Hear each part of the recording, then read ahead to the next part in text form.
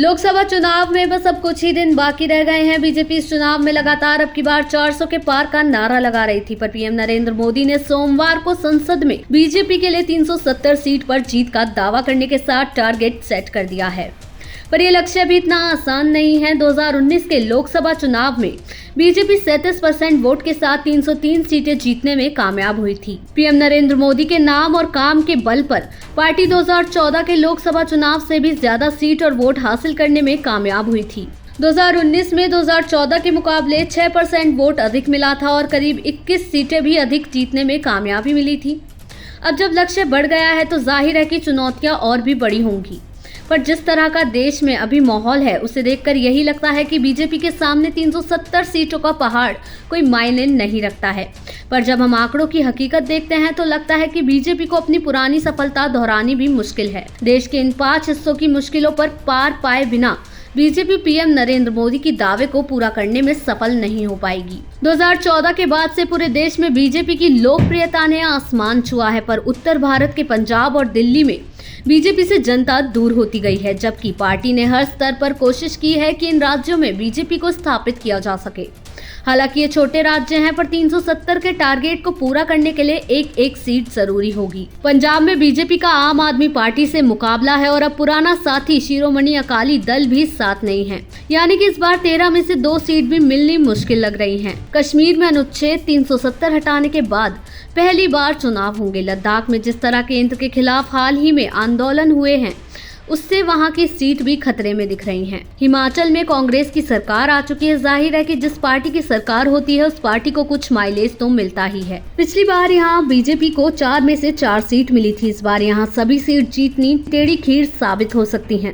दिल्ली में भी पिछली बार सभी 7 सीटें बीजेपी ने जीती थी, पर जिस तरह आम आदमी पार्टी ने दिल्ली में सरकार बनाई और नगर निगमों पर भी कब्जा कर लिया, उससे यहाँ पर चैलेंज बढ़ गया है। दिल्ली में एक और चैलेंज है कि यहाँ कांग्रेस और आम आदमी पार्टी में गठबंधन होता दिख रहा है। मतलब सीधा है कि यहाँ से भी सभी की सभी सीटें जीतनी मुश्किल ही लग रही हैं। उत्तर प्रदेश में 2019 के चुनावों में बीजेपी 80 में से 62 सीट जीतने में कामयाब हुई थी। 3 सीटें सहयोगी दलों ने जीती थी। बहुजन समाज पार्टी और समाजवादी पार्टी ने मिलकर चुनाव लड़ा था। शायद यही कारण रहा है कि पार्टी 2014 की सफलता यूपी में दोहरा नहीं सकी।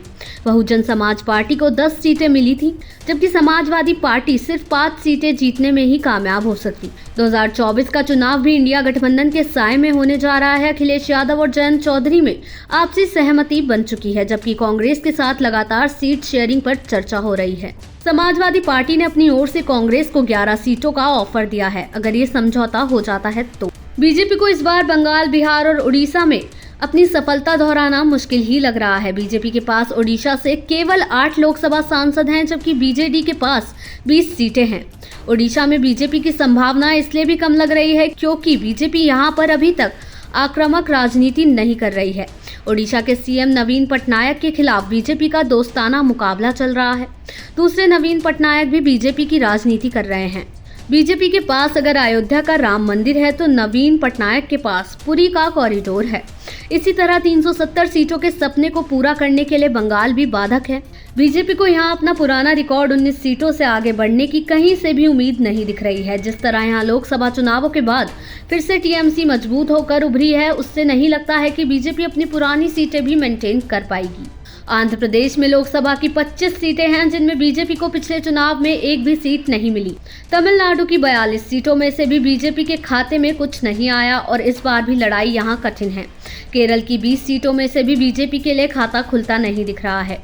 इन तीनों राज्यों को मिलाकर ही 87 सीटें होती हैं। बीजेपी को अगर 400 सीटों का लक्ष्य हासिल करना है तो यहाँ सिर्फ अपना खाता ही नहीं खोलना होगा, बल्कि काफी अच्छा प्रदर्शन भी करना होगा।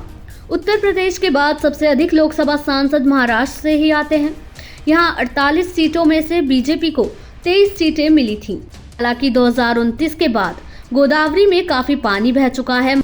महाराष्ट्र के चुनावी समीकरण काफी बदल चुके हैं। बीजेपी ने शिवसेना और एनसीपी को तोड़कर अपने दुश्मनों को कमजोर करने की कोशिश की है, पर चुनावी रूप से अब भी पार्टी कमजोर ही महसूस कर रही है। कारण यह है कि शरद पवार और उद्धव ठाकरे बिना पार्टी के भी मजबूत हैं। अगर यहाँ इंडिया गठबंधन में सीट शेयरिंग हो जाती है तो बीजेपी के लिए बहुत मुश्किल आने वाली है। देश दुनिया की ऐसी तमाम खबरों के लिए देखते रहें सहारा समय का डिजिटल प्लेटफॉर्म समय डिजिटल।